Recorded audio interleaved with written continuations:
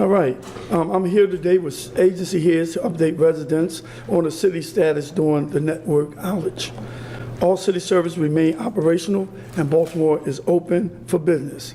The police department and the fire department are still responding to calls for service. The health department is continuing its non-emergency medical transportation, animal control, environmental inspection, and the disease surveillance and investigation services.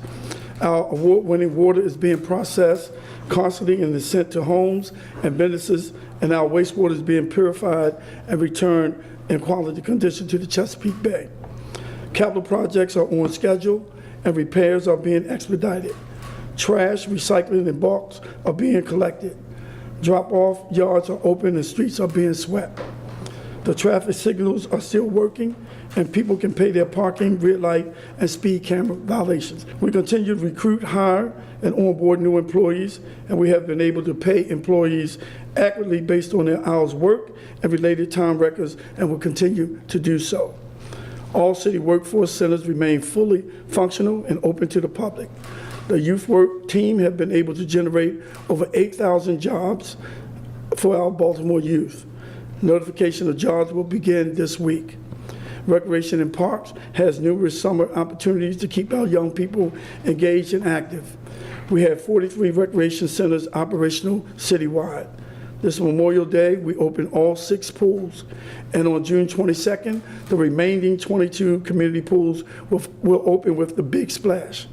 Like I said, Baltimore City remains operational.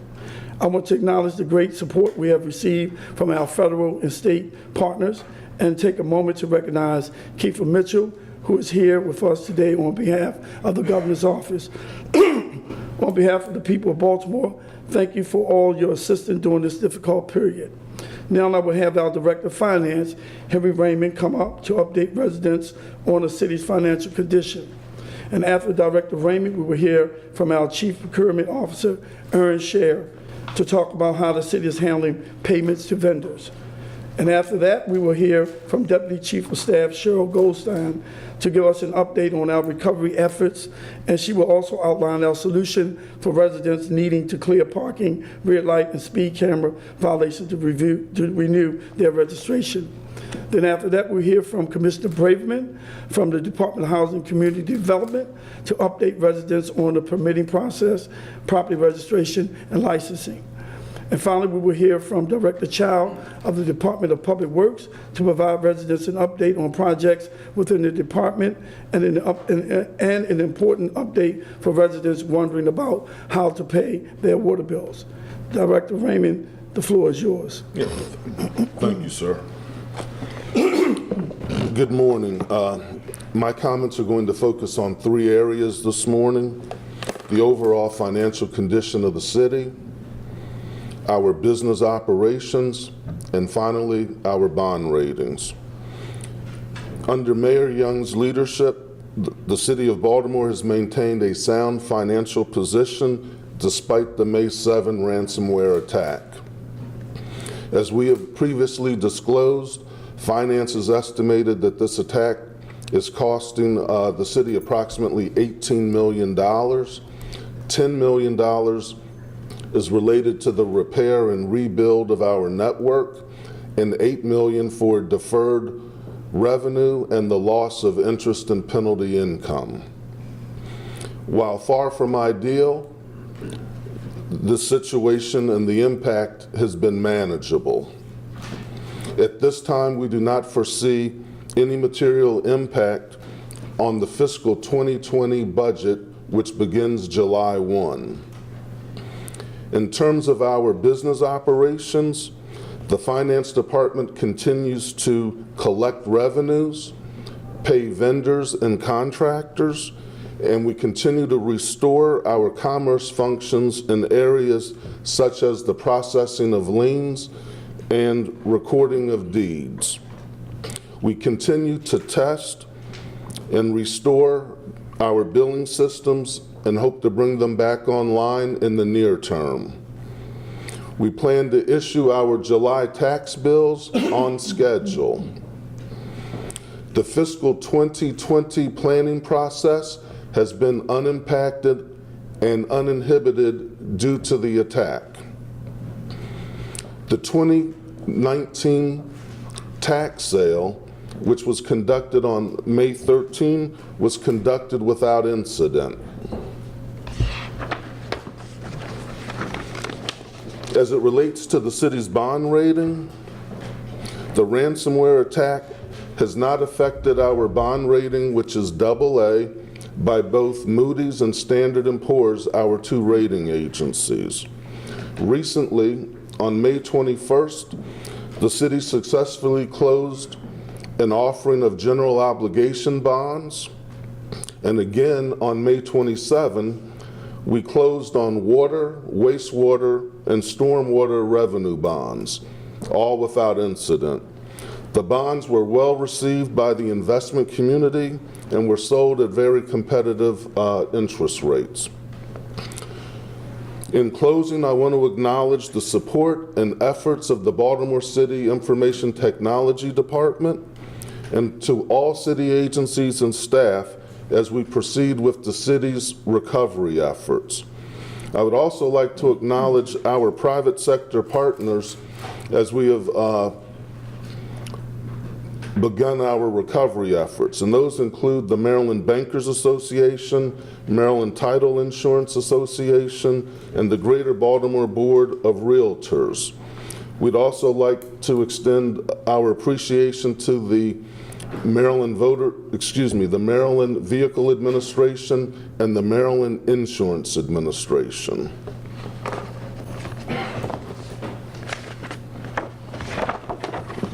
And now, Aaron Scher, the city's procurement officer, will take the podium. Good morning. CityBuy, the city's e-procurement system, has been fully functional during this event. Vendors can log into CityBuy to look up their purchase orders and the status of the agency's receipt, which is the acceptance of the goods or services, which is necessary prior to payment. All vendors, contractors can mail or fax their invoices to the Bureau of Accounting and Payroll Services. The invoice will show in CityBuy about a day or two later, so vendors can easily check whether or not their invoice has been received and is reflecting in the system. As an initial point of contact, vendors should still always contact my office and ask for the buyer who's responsible for their contract. If there are any critical invoicing issues, particularly whether there's service interruption or whether there's financial hardship for a vendor, they should definitely reach out and ask for assistance. If we research the problem and we can expedite that, we will coordinate within my office with the Bureau of Accounting and Payroll Services. Vendors can contact our main desk at procurement, which is 410-396-5700, 8:30 to 4:30, or by email to vendor.payment@baltimoreprocurement.com to initiate a request for assistance.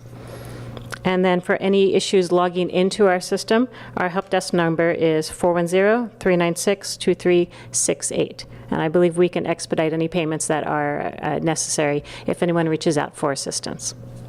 Thank you.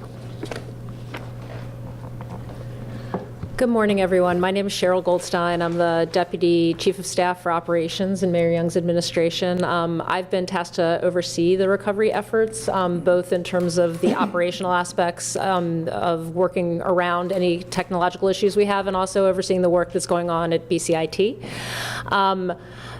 As we've talked about before, BCIT has really divided its efforts into two different areas. One is around the forensic work, where there are teams of people who are doing the forensic review of all of the servers, applications, and pieces of equipment that may have been impacted by the ransomware attack. There is also, as you know, a federal investigation into this incident as well. There are federal investigators as well as cybersecurity experts that have been brought in to be part of that forensic review and criminal investigation. We are hopeful that the forensic review process will be concluded within the next month, and once we have that final review and all of that information together, it'll be reviewed by the investigators and our legal team, and we'll be able to, and we'll get advice from them as to what we can disclose publicly on that aspect. On the recovery side, there is a recovery team that is working both on recovering and restoring users so that they can get back on their computers and back into their email, as well as recovering data and applications. We've had a big push since last week. We've started to re-authenticate users, which it means that all city employees are being asked to show identification, get a new username and their old username, and get a new password that is a more secure system. We have 10,000 employees who need to be re-authenticated through this process in many, many locations and some working shifts. We are 35% of the way through that process. That process will continue.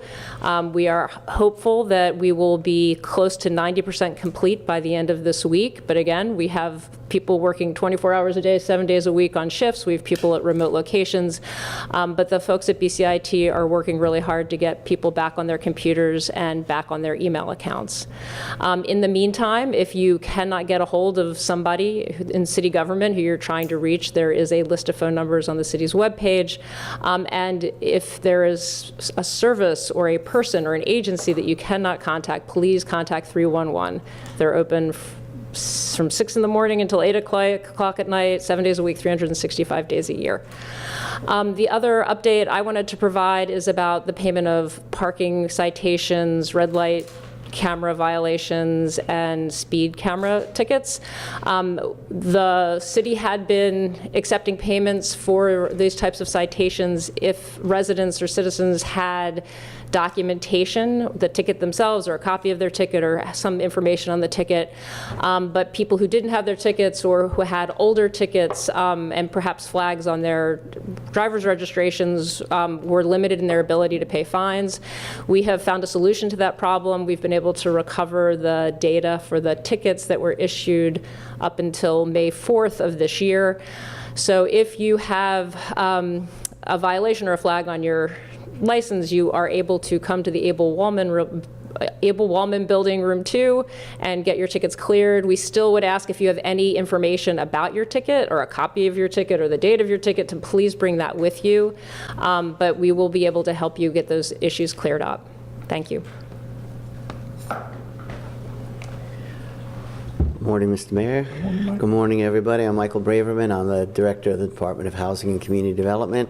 I wanted to report that our permitting systems and our licensing systems are still up, and they have been. You can still apply online for your permits, licenses, and registrations. Only at this time, you'll have to come down to pay or mail that in by check. So the agencies are all working together to do the reviews that are required for the larger e-plans operations, but we are able to continue to process and receive permits and issue use and occupancies and licenses. With regard to permitting inspections and housing inspections, all those operations are up online and functioning, and we haven't missed a beat. So we're continuing to do permit inspections and all of our housing inspections operations during this time. Thank you. Thank you. Good morning. My name is Rudy Chow. I'm the Public Works Director. Now, one of the most frequently asked questions by our city as well as our county customers was specifically about the water bills and so on and all that. I want to assure, first of all, our water is safe. Our drinking water is very safe, and we also are treating our wastewater before we put it back into the environment. Now, the meter itself is actually continue to capture the reads locally at each of the residents, although that we're not able to send the bills out. Once the system come back online, we will be able to start processing those reads from the meters. So in other words, that you might get bills that goes beyond the normal monthly bills for a longer period of time. However, there are a couple of choices for you.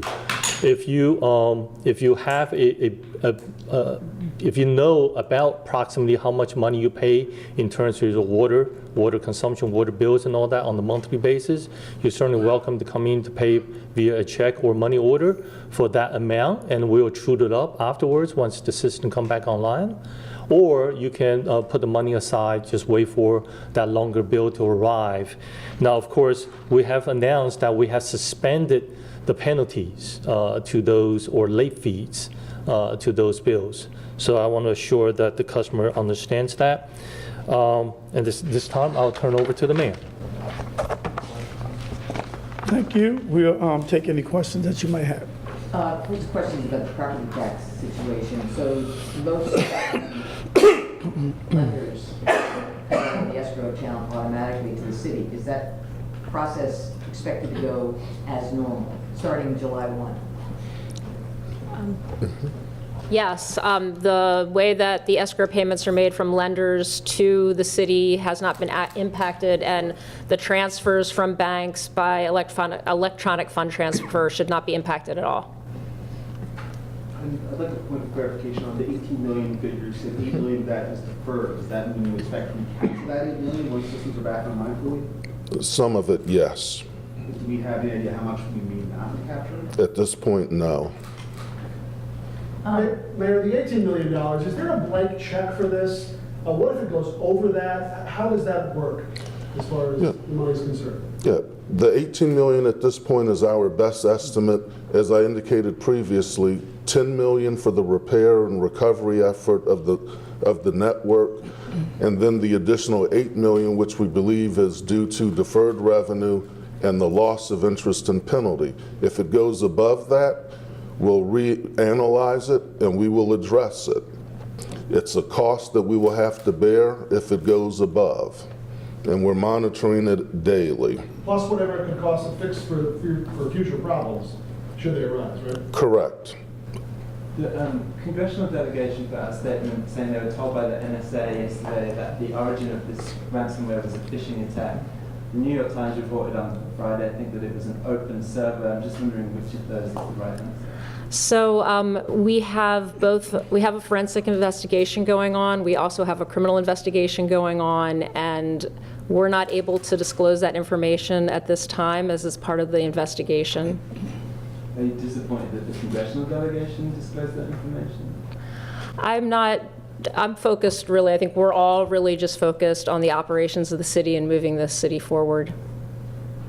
Well, let me ask a question about procurement, since the procurement officer is here. So I think to date, as of last week, it was what, 4.6 million has been spent? What's today's figure? I would have to get that to have an exact figure. And who's getting the business? There's been not one contract that has gone before the Board of Estimates since this occurred. So who's getting the business in terms of individual vendors? And at what point is that going to become public? So some of the contracts were emergency contracts, and that is not required to go to the Board of Estimates. They will be reported after the dollar amount and the final information is known. However, we do have on-call contracts for hardware, equipment, and software that we are using, for which the board has already approved. For instance, Dell for desktops, laptops, et cetera. We also have staffing contracts that have provided resources that have already been board approved. So what's the breakdown of the amount spent so far in terms of purchase of new equipment versus, labor cost? We've spent over $1 million in new equipment. I'd have to get more details on the actual labor.